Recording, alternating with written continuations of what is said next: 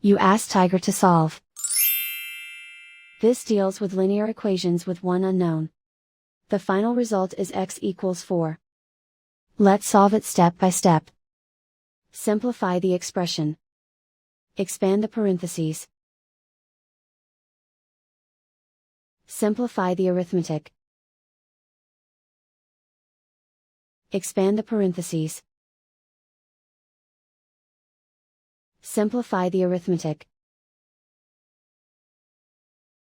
Group like terms. Simplify the arithmetic.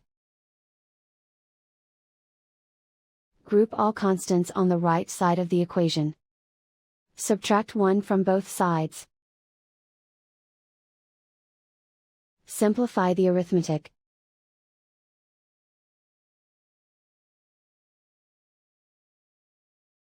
Isolate the x. Divide both sides by 5. Simplify the fraction. Find the greatest common factor of the numerator and denominator. Factor out and cancel the greatest common factor. And so the final result is x equals 4.